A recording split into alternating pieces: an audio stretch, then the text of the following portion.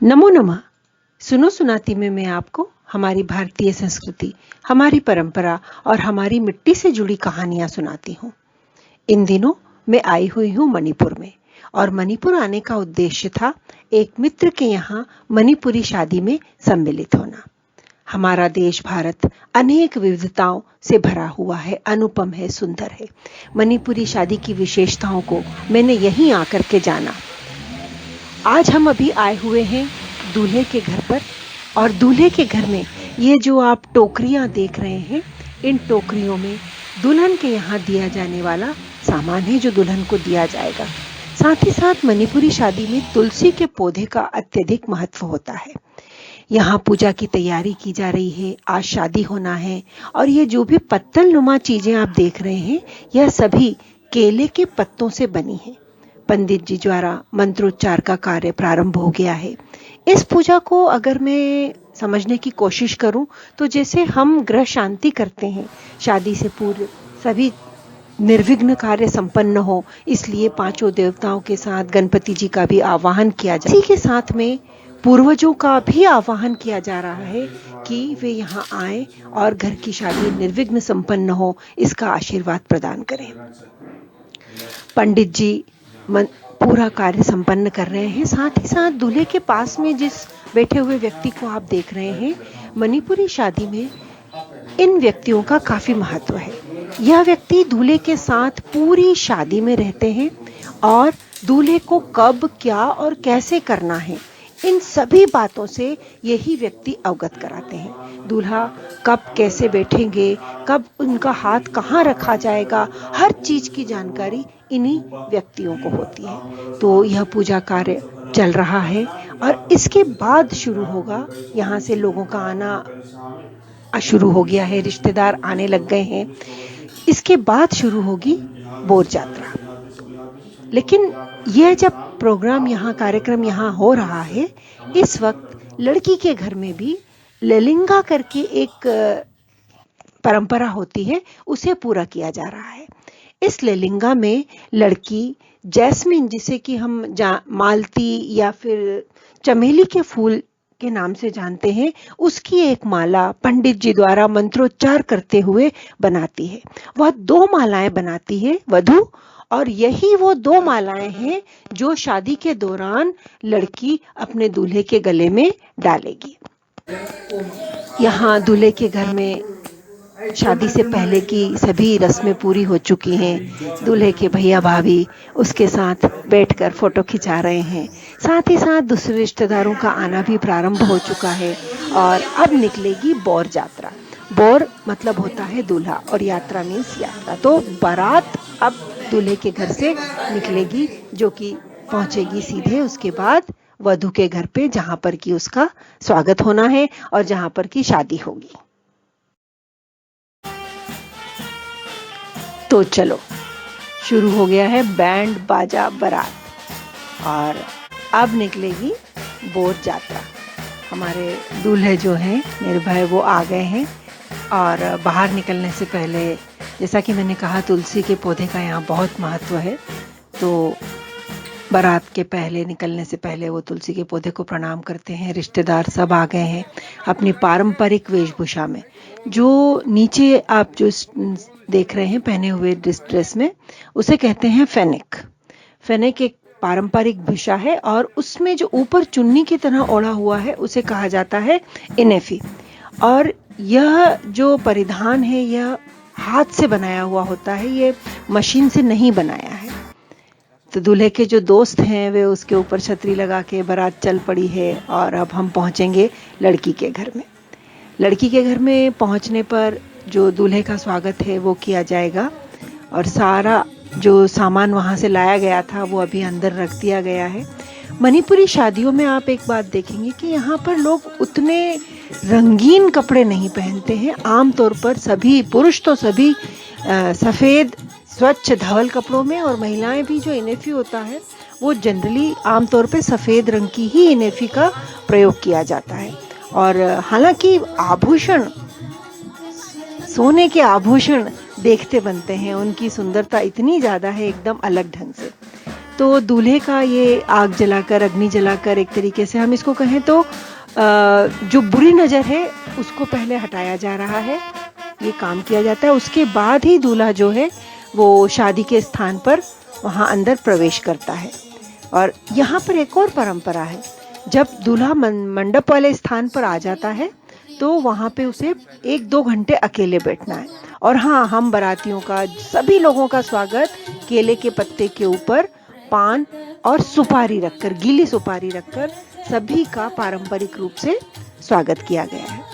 और मैं जो बता रही थी कि वो जो दूल्हा बैठा है, इसका उद्देश्य यह है कि वो अगले 1-2 घंटे बिल्कुल चुप रहेगा और अपने आने वाले वैवाहिक जीवन के बारे में चिंतन और मनन करेगा, उसके बारे में सोचेगा। मणिपुरी शादी की दूसरी विशेषता है यह पूरा संकीर्तन का जो समूह है, ग्रुप। इसमें बिल्कुल कहें तो हम शास्त्रीय संगीत के जो पारंगत गायक गायिका हैं वो हैं, और वे सभी राधा और कृष्ण के रास लीला के गीत को शादियों के दौरान गाते हैं। समय 1-2 घंटे के बाद दूल्हा जो है वो मंडप में वापस आ रहा है, और वही व्यक्ति जो मैंने आपसे कहा था कि दूल्हे को हर समय उसका साथ देते हुए उसे उसके साथ में लाते हैं। दूल्हा केवल सफ़ेद पोशाक ही पहनता है जिसमें कि धोती है, लेकिन यहाँ पर जो ऊपर से अंगवस्त्र डाला गया है उसको भी डालने का एक विशेष तरीका है, और ऐसे डाल के यहाँ पर वो मंडप में बैठ जाता है। इसके बाद अब हमें इंतजार है दुल्हन के आने का। तो दुल्हन अब आने वाली है, और संकीर्तन राधा और कृष्ण के जो गीत हैं रासलीला वाले वे गा रहे हैं। सभी लोग इसी इंतजार में हैं, पूरे पंडाल में लोग बैठे हुए हैं इस इंतजार में, और दुल्हन फिर अभी आने वाली है। दुल्हन अब आ रही है मंडप में, उसे थोड़ा सा छुपा कर लाया जाता है, और यहाँ पर दुल्हन आकर प्रणाम करती है। और उसके बाद ये जो इस पे खास परिधान जो दुल्हन ने पहना है, इसे कहा जाता है पोटलोई, और इसे केवल शादी के दौरान ही पहनती हैं।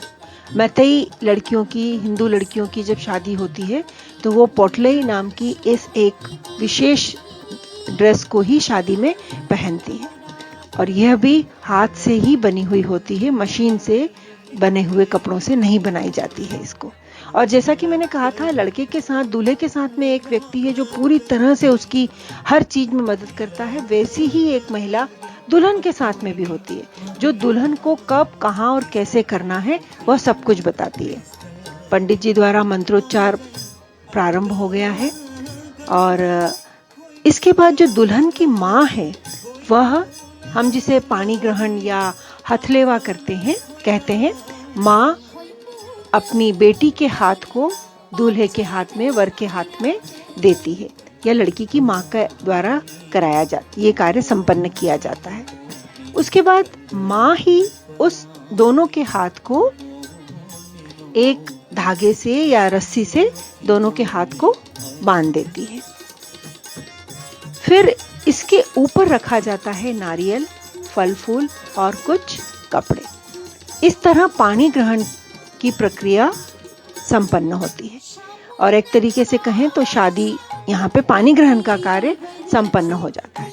फिर परंपरा है कि जितने भी घर के रिश्तेदार हैं वे सब आकर के एक एक करके दूल्हा दुल्हन को आशीर्वाद स्वरूप कुछ यहाँ पर देते हैं, दूल्हा दुल्हन को एक साथ। मैं अगर इंदौर में याद करूं तो वहाँ पर सिचावनी होती है कि शादी के बाद सारे रिश्तेदार आकर के आशीर्वाद स्वरूप दूल्हा दुल्हन को कुछ देते हैं।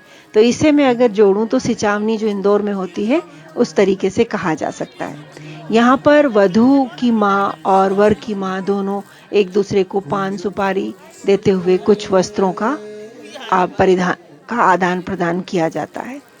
आप देखें कितनी सादगी और कितनी सरलता से सब चीजें यहाँ पर संपन्न हो रही हैं बिना किसी दिखावे के। हथलेवा या पानी ग्रहण का संस्कार जब समाप्त हो जाता है तो उसके बाद लड़की फेरे के लिए उठती है।